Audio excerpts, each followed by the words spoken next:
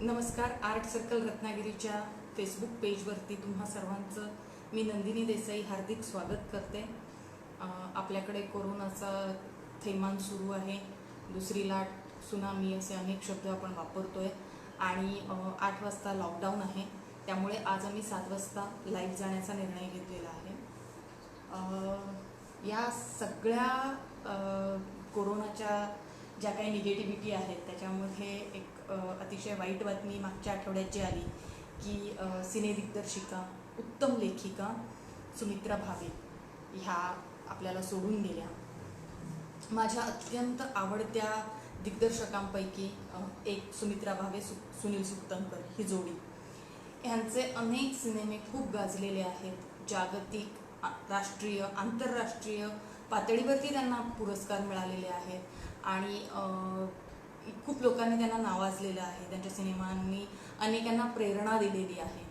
आज मला सुमित्रा भावेंना ही जी मी आदरांजली अर्पण करणार आहे त्याच्यामध्ये मला त्यांचे आवडलेले सिनेमे आणि त्यातून मला काय मिळालं किंवा मला कसली प्रेरणा मिळाली याबद्दल मी बोलणार आहे. हा काही फार त्यांच्या सिनेमा बनवण्याच्या प्रक्रियेची चिकित्सा करणारा एपिसोड नव्हे. हा एक आवडीच्या दिग्दर्शकाला दिलेली मनापासून सलामी आहे.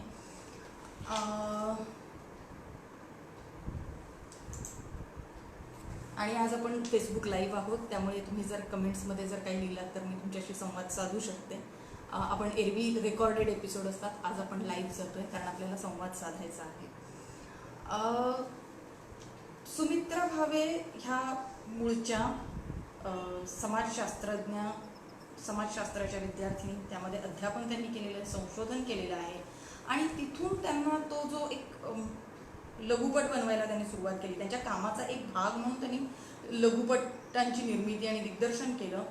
पण तिथे त्यांना ते पॅशन मिळालं सिनेमा बनवण्याचं आणि सिनेमा माध्यमाची ताकदही त्यांना समजली आणि ती ज्या वेळेला त्यांना समजली आणि ते पॅशन मिळालं त्यावेळेला त्यांनी सातत्याने अनेक सिनेमे बनवले. एक चित्रपट बनवण्याचं सातत्य त्यांचं असं आहे की 17पेक्षा जास्त चित्रपट त्यांनी बनवलेले आहेत, 50हून अधिक लघुपट बनवलेले आहेत, काही TV मालिका बनवल्यात आणि या सगळ्यांचं लेखन त्यांनी स्वतः केलेलं होतं. तर ह्या गेल्या जो एक 2-3 दशकांचा हा प्रवास आहे हा इतका सातत्यपूर्ण आहे, तितकाच वैविध्यपूर्ण आहे. सातत्याने सिनेमा बनवणं फारशी कठीण गोष्ट नाही, पण विषयांमधली विविधता, त्यामधला तो जो पूर्ण रिसर्च, संशोधन आणि ती मांडण्याची पद्धत प्रत्येक सिनेमानुसार वेगवेगळ्या पद्धतीने हे त्यांनी यामध्ये केलेलं आहे. त्यांचा नुकताच पूर्ण झालेला सिनेमा होता दिठी. तो अद्याप रिलीज झालेला नाहीये. दिठी हा दिबा मोकाशींची एक कथा आहे. आता आमोद सुनासी आले. मला वाटतं ज्यांनी ही कथा वाचलेली आहे ते विसरूच शकत नाहीत. इतकी प्रभावी कथा आहे. एका वारकऱ्याच्या दृष्टिकोनामधून जन्म, मृत्यू, सुख, दुःख, गमावणं एखादी गोष्ट आणि त्या गमावण्यामधून काहीतरी नवीन मिळवणं हा जो एक प्रवास असतो तो त्याच्यामध्ये त्यांनी रेखाटलेला आहे आणि त्याला अर्थात बेस जो आहे तो आपल्या संत कवींच्या ज्ञानेश्वरी, अमृतानुभव यासारख्या संत कवींच्या वचनाचा अतिशय सुरेख कथा आहे. त्यावर आधारित सिनेमा लवकरच आपल्याला बघायला मिळेल अशी आपण अपेक्षा ठेवूया. किशोर कदम, दिलीप प्रभावळकर, अमृता सुभाष अशी जबरदस्त स्टारकास्ट आहे. पण कुठल्या तरी माध्यमामधून तो आपल्यापर्यंत खरं तर पोहोचायला हवा सिनेमा. एक गोष्ट चांगली आहे की सध्या OTTच्या माध्यमामधून आपण चांगले सिनेमे बघू शकतोय. कासव सारखा जो त्यांचा सिनेमा आहे ज्याला राष्ट्रीय पुरस्कारांमधलं सुवर्णकमळ मिळालं होतं, तो 30 एप्रिलपासून नेटफ्लिक्सवरती अवेलेबल होतोय. ज्यांनी बघितला नसेल त्यांनी अवश्य तो सिनेमा बघावा. सुमित्रा भावे आणि सुनील सुक्तनकर ही जी जोडगोळी आहे, संयुक्त दिग्दर्शक आहेत हे खरं तर विजोड म्हणावी अशी आहे. वयामध्ये, शिक्षणामध्ये किंवा एक प्रकारे त्यांच्या कामाच्या अप्रोचमध्ये देखील ते खूप वेगळे आहेत. सुनील सुक्तनकर हे FTIIचे ग्रॅज्युएट आहेत. तांत्रिक बाबींमध्ये अर्थात त्यांचा खूप मोठा सहभाग असतो. त्या उलट सुमित्रा भावे ह्या क्रिएटिव्ह, सर्जनशील, त्या मूळचा पिंड जो आहे तो लेखिकेचा आहे, कारण त्यांना स्वतःला गोष्ट सांगायची असते. शी इज अ स्टोरी टेलर. त्या गोष्टी सांगण्यामधून त्यांच्या कथानकांमध्ये गोष्टी घडत जातात. आणि अनेक सिनेमा त्यांचे जरी एखाद्या सामाजिक समस्येला धरून असले तरी ते कुठेही प्रचारकी थाटाचे किंवा प्रबोधनात्मक बाळबोध नसतात. मनोरंजन असतं, त्याच वेळेला त्या समस्येचा विचार केलेला असतो, समस्येच्या मुळापर्यंत जाण्याचा प्रयत्न केलेला असतो.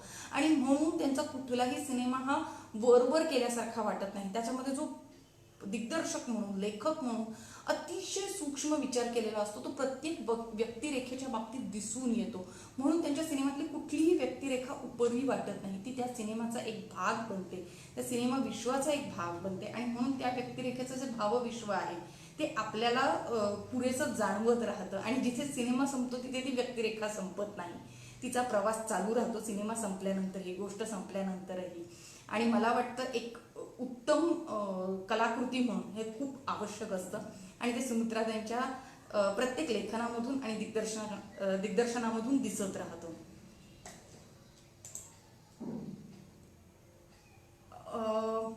आवाज थोडा कमी येतोय का माझा, असं कमेंट आहे, पण आय डोंट थिंक सो. पुरेसा जोरदार आवाज आहे माझा. तुमच्या मोबाईलचा साऊंड थोडासा कदाचित वाढवून बघा.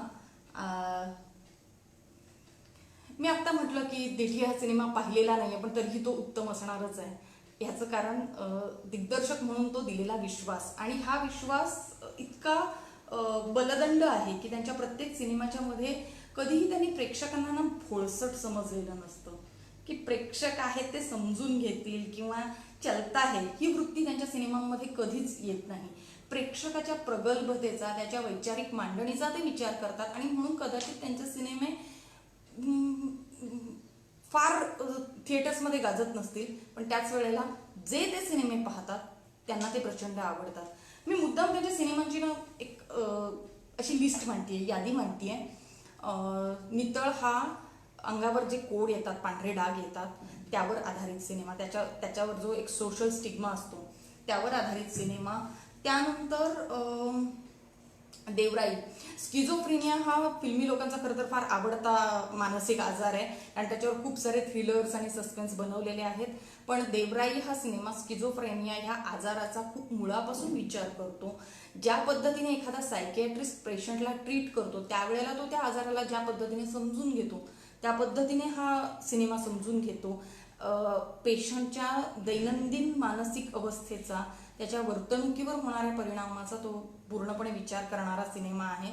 आणि म्हणून तो एक प्रकारे सायकोलॉजिकली खूप अफेक्ट करणारा सिनेमा आहे. अस्तू हा डिमेन्शिया या आजारावर आधारित सिनेमा. कासव हा मी म्हटलं तसं डिप्रेशन ह्या आजारावरती आधारित सिनेमा. हल्ली डिप्रेशन हा शब्द खूप स्वस्त झालेला आहे, प्रत्येकाला डिप्रेशन येतं, पण मुळातला जो मानसिक आजार डिप्रेशन आहे ह्याचं स्वरूप खूप भयावह असतं. आणि त्या भयंकर आजाराला अतिशय अलगदपणे, हळुवारपणे उलगडत जाणारा असा हा सिनेमा आहे. आणि बाधा हा धनगरी पाड्यावरच्या एका अंधश्रद्धेवर आधारित सिनेमा. एक कप चहा हा माहितीचा अधिकार हा जो कायदा आला, राईट टू इन्फॉर्मेशन, त्या कायद्याच्या अवतीभोवती फिरणारा नर्म विनोदी सिनेमा आहे हा. मी हे मुद्दाम का सांगते, हे इतका मोठा स्पेक्ट्रम आहे ह्या विषयांचा. ह्या अनेक विषयांवर आधारित सिनेमा. एड्सवरती त्यांनी सिनेमा बनवलेला आहे, नात्यांच्या गुंतागुंतीवरती सिनेमा बनवलेला आहे, दरवेळेला सामाजिक प्रश्नांवरतीच बनवलेले आहेत असं नाही. गो मला असला हवा हा मला वाटतं कोकणामध्ये घडणारा अतिशय रोमॅन्टिक कॉमेडी ज्याला म्हणतात त्या पद्धतीचा सिनेमा होता. असेही सिनेमे त्यांनी बनवलेले आहेत. पण ह्या सगळ्या सिनेमांचं मी म्हटलं तसं वेगवेगळे विषय आहेत, वेगवेगळ्या पद्धतीच्या विषयांना अनुसरून जाणारा सिनेमा आहे. आणि त्यामध्ये कुठेही तो प्रचारकी थाट नाहीये. सगळ्यात महत्वाची गोष्ट, पण मी ज्या काही सिनेमांबद्दल मुद्दाम जास्त बोलणार आहे, जे माझे आवडते सिनेमा आहेत, मी सुरुवातीला म्हटलं तसं. पहिला अर्थात 10वी फ हा साधारण मी 10वी-12वी मध्ये असतानाच आलेला सिनेमा आहे. आणि मला वाटतं हा खूप बॉक्स ऑफिसवर गाजलेला सिनेमा होता.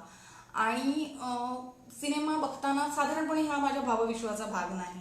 मी जरी त्यावेळेला टीनेजर असले तरीही टीनेजर मुलग्यांच्या आयुष्यात घडणारा हा सिनेमा आहे. आणि मी एका मुलाखतीमध्ये वाचलं जिथे सुमित्राताई म्हणाले की त्यांनी एक पेपरामध्ये बातमी वाचली की 10वीच्या मुलांनी शाळेची मोडतोड केली म्हणून, आणि त्यांनी शाळेच्या शिक्षकांनी मुलांकडूनच ती नुकसान भरपाई करून घेतली, कारण पालकांची एवढी आर्थिक परिस्थिती नव्हती की ते त्याला पैसे देतील आणि नुकसान भरपाई करतील. मुलांकडूनच ती करवून घेण्यात आली. आणि हे ज्या वेळेला मुलांकडून एखादं विधायक कार्य करवून घेतलं जातं त्यावेळेला त्यांच्या एकंदर व्यक्तिमत्वावर होणारा परिणाम हा या सिनेमाचा खरं तर विषय होता.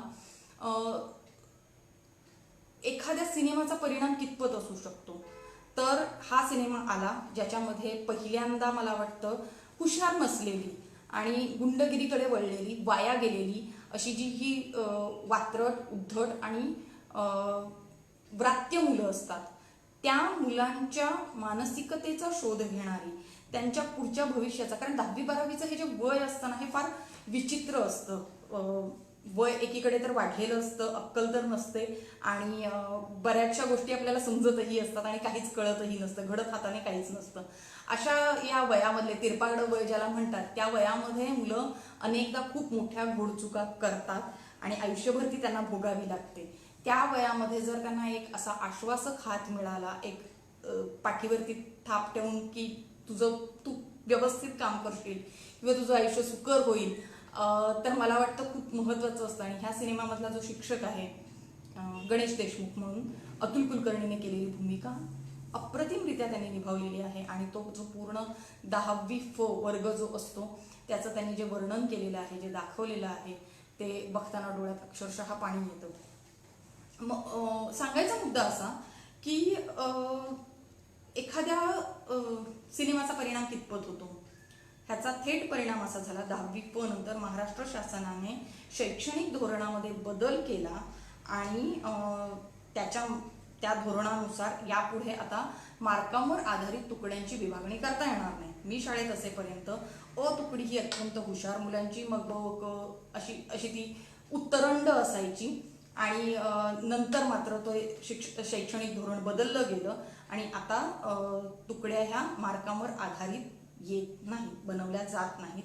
हा थेट सिनेमाचा शैक्षणिक धोरणावर झालेला परिणाम आहे.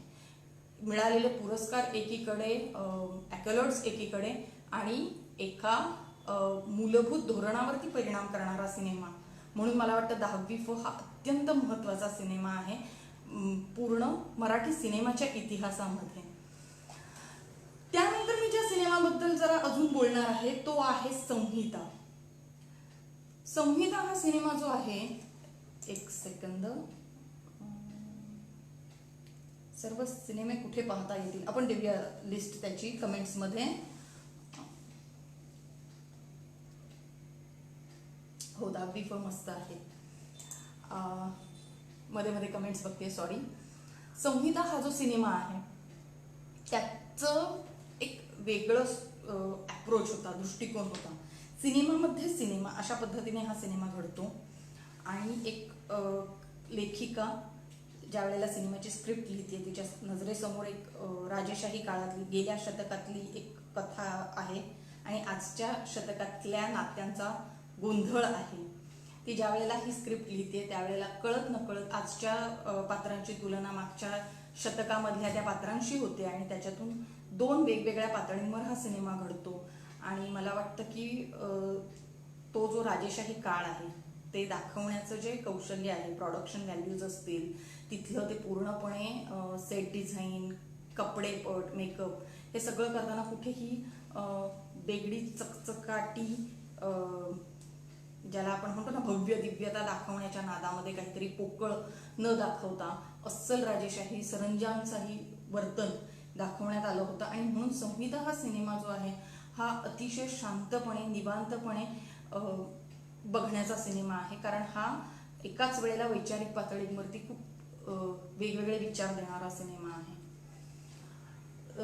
आणि ह्या सिनेमाचा अजून एक खास USP होता, शैलेंद्र बर्वे यांचं संगीत होतं आणि आरती अंकलीकर टिकेकर, कारण सिनेमामध्ये एक पात्र आहे जे राजगायिकेचं आहे आणि त्यासाठी त्यांनी जी शास्त्रीय गीतं लिहिली होती ती अतिशय सुरेख आणि वेगळ्या धाटणीची. खूप कमी सिनेमांमध्ये पूर्णपणे शास्त्रीय गायनाचा हा प्रयोग केला जातो आणि संगीतामध्ये तो अतिशय उत्तमरित्या केला जातो. आणि सिनेमा खूप हळूवार आहे, नातेसंबंधांवर फोकस करणार आहे, सगळा उत्तम आहे.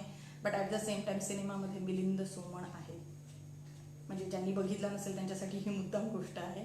आणि अप्रतिम त्याचंही काम आहे, अभिनय उत्तम आणि दिसतो तर प्रश्नच नाही. पुढचा मी ज्या सिनेमाबद्दल बोलणार आहे तो सुमित्रा भावे आणि सुनील सुखतनकर यांचा पहिला सिनेमा. पहिला सिनेमा जरी म्हटलं ना तरी मला असं वाटतं त्यांच्या एकंदर सिनेमा शैलीमध्ये, फिल्म मेकिंगच्या शैलीमध्ये मला वाटतं हा सिनेमा खूप वेगळ्या लेवलचा आहे. ह्याचं कारण असं की दोघीबद्दल बोलतोय आपण, सोनाली कुलकर्णीचा पहिला मराठी सिनेमा. ज्या वेळेला हा सिनेमा आला 1995 साली, आणि मला वाटतं मी हा टीव्हीवरच बघितला होता, दूरदर्शनवर त्यावेळेला खूप सारे सिनेमे वेगवेगळ्या भाषांमधले लागायचे आणि आपण सगळे ते बघायचो लहानपणी, जर आठवत असेल तर. आणि त्यावेळेला खूप चांगले सिनेमे खरं तर बघायला मिळायचे. दोघी मी त्याच पठडीमध्ये बघितलेला सिनेमा आहे. त्या सिनेमाचं वैशिष्ट्य असं आहे की त्याचं जे कथानक आहे ते फार ग्रामीण महाराष्ट्रात घडणारं एक अस्सल कथानक आहे. त्या दोन्ही बहिणी ज्या आहेत ती पात्र आपल्या अवतीभोवती आपण आजही बघू शकतो इतक्या दिवसानंतरही. आणि सॅडली असं म्हणावंसं वाटतं, अनफॉर्च्युनेटली काहीही बदललेलं नाही आहे. इनफॅक्ट गरिबीची ती लेव्हल वाढत चाललेली आहे आणि त्या दोघींची घुसमट तशीच आहे. आणि त्या दोघींमधली तिसरी त्या दोघींची आई, जी खरं तर हा सिनेमा उत्तरा बावकर यांनी ती भूमिका केलेली आहे. आणि हा सिनेमा जी आईच्या दृष्टिकोनातून ज्या वेळेला तुम्ही बघता त्यावेळेला तुम्हाला जाणवतं की किती आपल्या पारंपरिक समाजामुळे, आपल्या बंधनांमुळे, आपल्या नजरेसमोर असलेल्या सामाजिक संकेतांमुळे आपण किती मुलींचा बळी देत असतो. ह्या सिनेमामधली जी नायिका आहे ती जे काही कुटुंबासाठी करते ते साधं सुधं नाही आहे. पुन्हा एकदा मी आशयामधला आणि स्टोरी टेलिंगमधल्या प्रामाणिकपणासाठी एक उदाहरण म्हणून सांगते. दोघीचा अनऑफिशियल रिमेक केला होता यशराज फिल्म्सने. यशराज फिल्म्स भारतातलंच नाही जगातलं मोठं फिल्म बॅनर, आणि प्रदीप सरकारने दिग्दर्शित केलेला सिनेमा होता लागा चुनरी में दाग. राणी मुखर्जी, कोंकण सेन शर्मा, अभिषेक बच्चन, कुणाल कपूर अशी भली मोठी स्टार कास्ट होती, जया बच्चन वगैरे वगैरे. सिनेमा फारसा काही चालला नाही, पण जर तुम्ही हे दोन सिनेमे बाजूबाजूला ठेवून पाहिले तर दोघीचा जो एक सांगण्यामधली सहजता आहे, प्रामाणिकपणा आहे, तो तुम्हाला ह्या लागा चुनरी में दाग मध्ये दिसत नाही. कारण मी मगाशी म्हटलं तसं बेगडी चकचकाटी पोकळपणामध्ये सिनेमा पूर्णपणे हरवून जातो. एकच विषय घेऊन दोन वेगवेगळे दिग्दर्शक कशा पद्धतीने विचार करतात हे जर बघायचं असेल तर मला वाटतं हे दोन सिनेमे बघता येऊ शकतील. सुमित्रा भावे ह्या दिग्दर्शक म्हणून जरी असल्या तरी त्याच वेळेला त्या लेखिका देखील होत्या. दिवाळी अंकामध्ये त्यांचे वेगवेगळे लेख आलेले आहेत. त्यांच्या मुलाखती जर वाचल्या तर लक्षात येतं की ह्या स्त्रीची जी विलक्षण ताकद होती, संवेदनशीलता होती, आणि त्या संवेदनशीलतेमधून ते एक निखळ माणूस पण जिथे सगळीकडे त्यांना सापडत होतं ते त्यांच्या फिल्म्समध्ये प्रकट होत होतं. त्यांना समाजामधल्या समस्या दिसत होत्या, त्यांना समाजामधल्या वाईट गोष्टी दिसत होत्या, चालीरीती दिसत होत्या, पण त्याच वेळेला त्यातला जो एक पॉझिटिव्ह अप्रोच होता, जो चांगुलपणा होता, तोही त्यांच्या सिनेमांमधून झळकत होता. त्यांचे बहुतांश सिनेमे म्हणूनच सकारात्मक शेवटाकडे जातात, आणि ह्या सकारात्मकतेकडे ते जात असताना सिनेमा कुठेही मी म्हटलं तसं उगाच they lived happily ever after अशा स्वरूपात जात नाही. त्या प्रत्येकाला एक वैचारिक बैठक असते.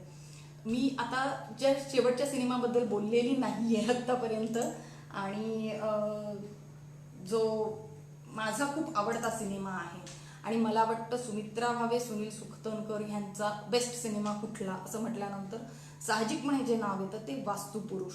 वास्तुपुरुष हा देखील सिनेमा मी टीव्हीवरच पाहिला, आणि ज्या वेळेला तो पहिल्यांदा पाहिला त्यावेळेला मला असं जाणवलं की अरे, सिनेमा असा देखील बनवता येतो. एखादी आपली आजी जी असते ती आपल्याला जशा पद्धतीने गोष्ट सांगत असते आणि एका क्रमाक्रमाने ती गोष्ट सांगत जाते, त्या पद्धतीने एखाद्या कादंबरीचा पट उलगडावा तशा पद्धतीची ही वास्तुपुरुषची कहाणी आहे. वास्तुपुरुष घडतो पश्चिम महाराष्ट्रातल्या एका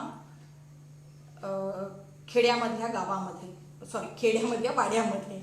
आणि वाडा म्हटल्यानंतर जे नजरेसमोर चित्र उभं राहतं भव्य दिव्य, तसा हा वाडा नाहीये.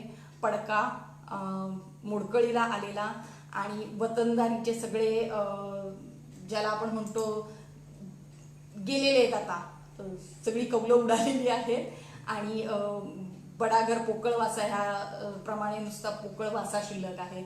आणि समहाऊ मी त्या एकंदरीत वाडा संस्कृतीशी खूप छान रिलेट करू शकले आणि मी ही खूप जवळून बघितलेली आहेत अशी माणसं गुप्तधनाच्या आशेने, वाड्याच्या इस्टेटीच्या आशेने, सोन्याच्या आशेने आयुष्याचं अक्षरशः स्वतःचं मातीमोल करून घेणारी आणि त्याच वेळेला त्या वाड्यामध्ये असलेलं वास्तुपुरुष हे नाव आहे खरं तर, पण त्या घराची वास्तुपुरुष खरं तर सरस्वती जी आई आहे ती आहे आणि ती नवीन युगाकडे एका वेगळ्या दृष्टीने बघते आणि आपल्या मुलाला सांगते विद्येची कास धर, त्याला शिकायला लावते, त्याला वाड्याबाहेर काढते आणि नवीन जो एक वतनदारीचं आता गेलं आयुष्य, लोकशाही आली आणि त्या जो मधला एक ट्रान्झिशन पिरियड आहे तो ट्रान्झिशन पिरियड इतक्या परफेक्टली त्याच्यामध्ये पकडलेला आहे. आणि त्यावेळेला काही लोक गावामध्ये राहिली, पुन्हा त्या वतनदारीच्या स्वप्नांमध्ये, गुप्तधनामध्ये, आणि काही जी वाड्याच्या बाहेर पडली, शिकायला गेली, मोठी झाली, डॉक्टर झाली आणि गावाकडे परत आली. अशा पद्धतीचं हे कथानक आहे. पण सांगताना त्यांनी ते इतकं वैयक्तिक लेवलवरती मला वाटतं अनेकांना ते भिडतं. त्याचं कारण तेच आहे. ह्या सिनेमामध्ये महेश एलकुंचवार यांनी प्रमुख भूमिका केलेली आहे. महेश एलकुंचवारांचं ग्रामीण ह्या वतनदारी आयुष्याबद्दलची त्रिनाट्यधारा सगळ्यांना माहितीच आहे. ती त्यांनी लेखक म्हणून लिहिलेली, इथे ते अभिनेता म्हणून वावरतात. आणि मला वाटतं हा जो एकच व्यक्ती तिथे तो लेखक म्हणून स्वतःची कहाणी सांगतोय आणि इथे सुमित्राताईंच्या आणि सुनील सुक्तनकरांच्या दिग्दर्शनाखाली अभिनेता म्हणून वावरतोय. पण मला वाटतं कुठेतरी वाडा चिरेबंदी आणि वास्तुपुरुष या दोघांचा जो एक मेळ आहे तो ह्याच्यामध्ये वारंवार दिसत राहतो. पूर्ण सिनेमामध्ये अनेक वेळा मला असं वाटलेलं आहे की ही पात्र माझ्या अवतीभोवती वावरलेली आहेत, मी बघितलेली आहेत, आजही आहेत, स्वरूप कदाचित बदललेलं असेल. आणि म्हणून वास्तुपुरुष हा मला असं वाटतं की खूप सुंदर सिनेमा आहे. तो कितीही वेळा बघितला तरी त्यामधलं जे एक गोष्टीमधलं सार आहे ते वारंवार येत राहतं, यांना त्या स्वरूपात मिळत राहतं. हा जो एक प्रेक्षक म्हणून सकस अनुभव दिलेला आहे सुमित्राताई आणि सुनील सुक्तनकर ह्या जोडीने, तो मला वाटतं फार महत्त्वाचा आहे. मराठी सिनेमामध्ये ज्या वेळेला त्यांनी सिनेमे बनवायला सुरुवात केली त्यावेळेला मी म्हटलं तसं अवस्था फार वाईट होती. आपल्याकडे फक्त विनोदी सिनेमा बनत होते आणि आपल्याकडे दुसरं चांगलं काही फारसं घडत नव्हतं.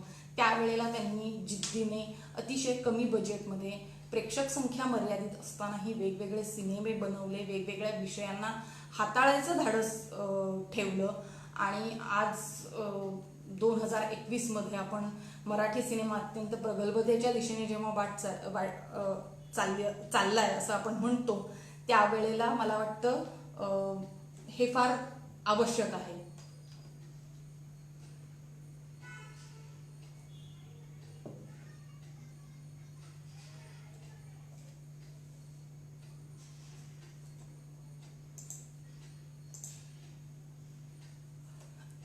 आणि आज 2021 साली आपल्याला हे फार महत्त्वाचं होतं. मला वाटतं की इथून पुढे सुमित्राताईंचा प्रवास खरं तर खूप आश्वासक होता. दिठीसारखा सिनेमा त्यांनी केला होता जो त्यांना खूप दिवसांपासून करायचा होता आणि अनफॉर्च्युनेटली त्या आपल्याला सोडून गेलेल्या आहेत. मराठी सिनेमाचंच नव्हे, जागतिक सिनेमाचं फार मोठं नुकसान झालेलं आहे.